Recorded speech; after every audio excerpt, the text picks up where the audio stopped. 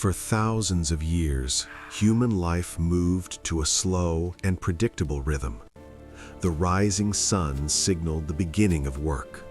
The changing seasons decided when crops were planted and when they were harvested. A farmer in medieval Europe lived in almost the same way as a farmer in ancient Rome. Tools were simple. Production was slow. Energy came from muscle, wind, or water. A horse pulling a plow, a water wheel turning a mill, a sail catching the wind.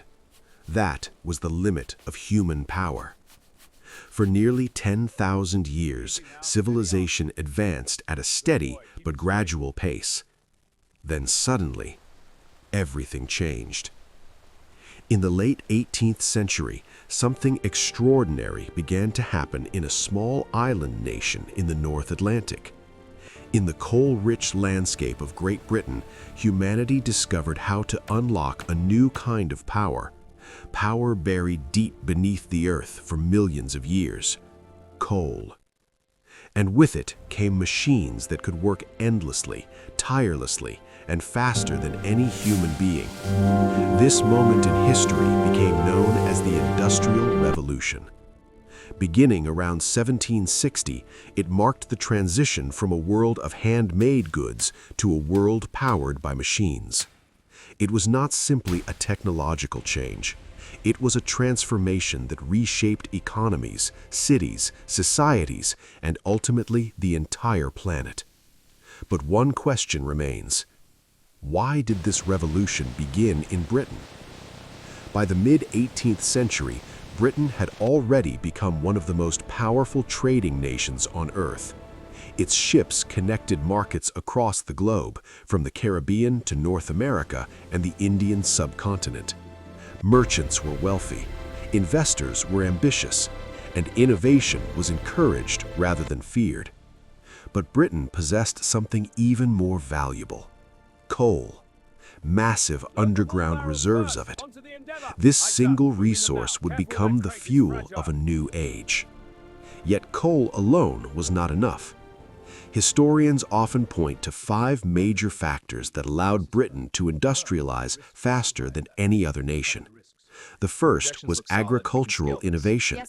New farming tools such as mechanical seed drills and iron plows dramatically increased food production. Farmers could now grow more food with fewer workers. Millions of rural laborers suddenly found themselves without jobs on the land. They began moving toward towns in search of work. These people would soon become the workforce of the first factories. The second factor was political stability and strong property rights. Britain had developed a legal system that protected businesses and allowed investors to safely fund large industrial projects. Entrepreneurs could take risks, knowing their property and inventions would be protected. The third advantage was geography. As an island nation with long coastlines and navigable rivers, Britain could easily transport raw materials and goods. The fourth factor was intellectual culture. The scientific revolution of the 17th century had created an environment where experimentation and innovation were celebrated. Inventors, engineers, and scientists were constantly searching for better ways to solve problems. And finally, there was a powerful economic incentive. In Britain, labor was expensive, but coal was cheap. That created the perfect reason to build machines. If a machine powered by coal could replace human labor, it would save money and increase production. And so the race to mechanize industry began. Before factories existed, most cloth production happened inside homes. This system was called the putting out system. Merchants would deliver raw cotton or wool to families in rural villages. Women spun the fibers into thread. Men wove the thread into cloth using hand looms. It was slow and labor-intensive work, but demand for textiles was exploding. Cotton fabrics were becoming extremely popular across Europe.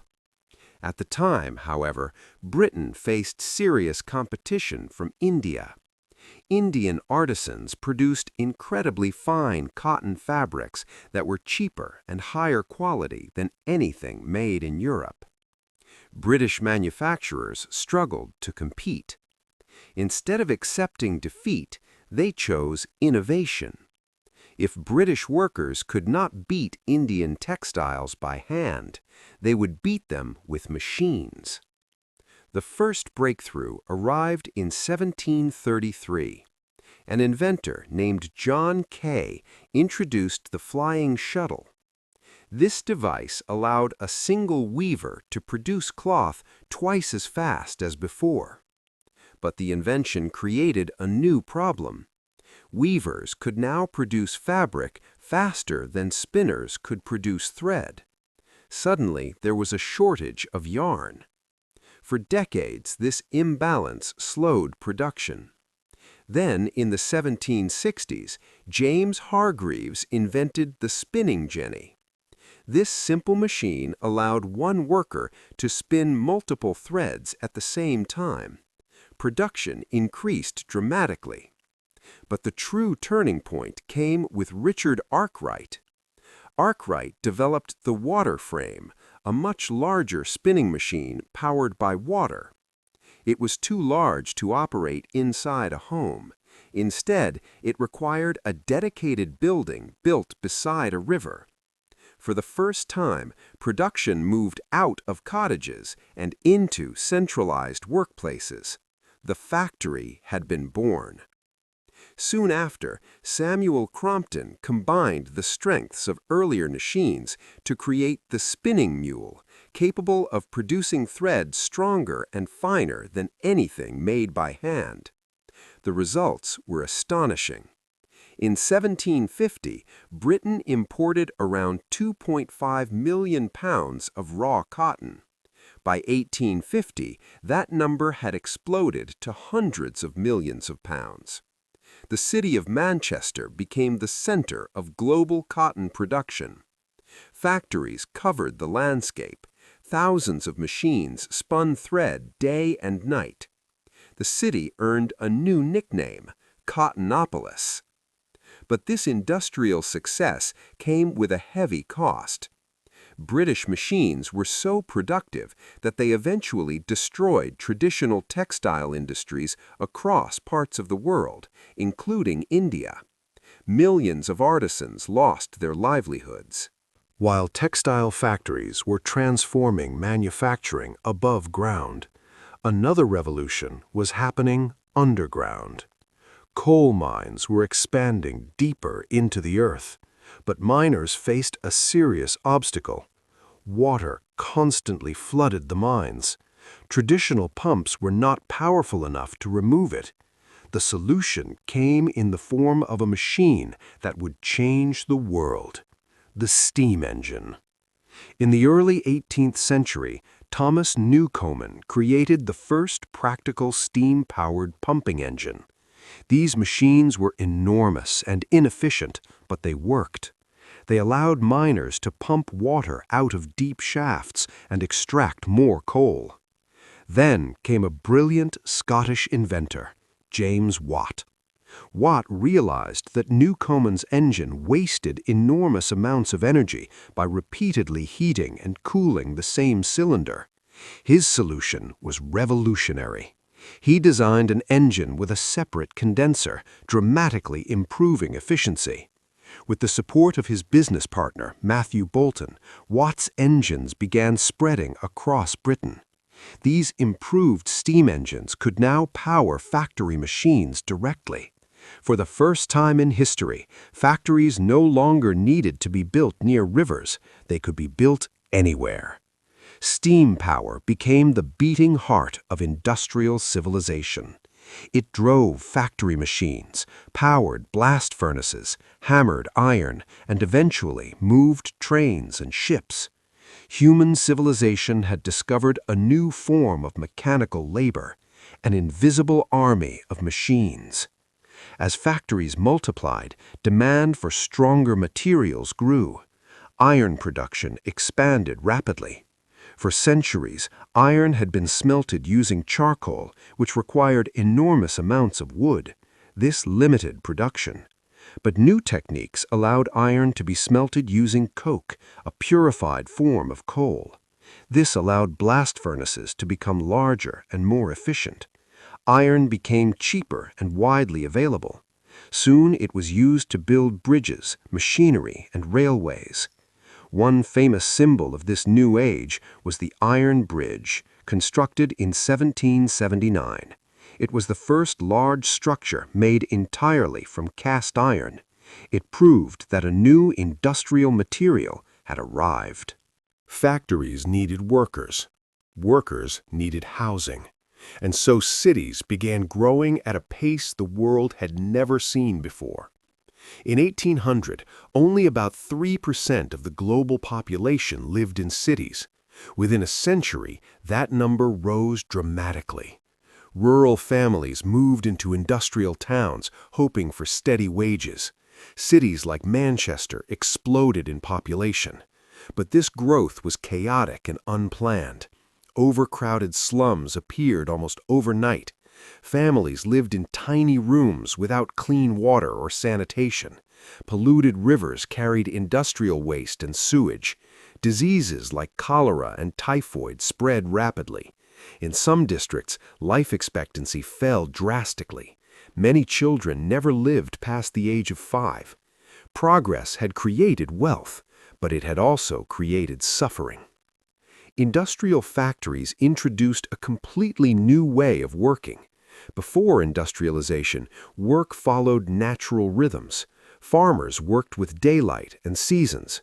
Factories followed a different master, the clock. Workers labored 12 to 14 hours a day, 6 days a week. Many of them were women and children. Child labor became a defining feature of early industrial factories. Children crawled under machines to collect fallen cotton. They repaired threads while machines were still moving. They earned only a fraction of adult wages. Public outrage eventually forced governments to act.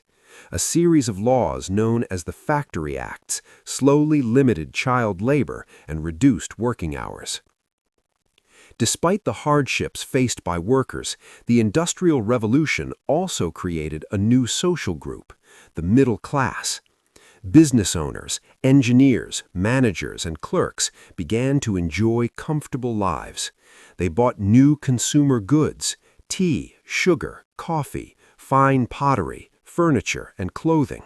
A consumer culture was emerging. Economic growth was transforming society. Industrial production required faster transportation. Britain responded by building an enormous network of canals. These waterways allowed heavy goods like coal and iron to be transported cheaply. But canals were soon surpassed by an even more powerful innovation, the railway. Using steam engines mounted on iron rails, trains could move enormous loads at speeds never seen before. The opening of the Liverpool-Manchester Railway shocked the world. People could now travel between cities in hours rather than days. Railways connected markets, spread ideas, and created millions of jobs. Steam power was also transforming global trade. Steamships made ocean travel faster and more reliable. The world was becoming smaller.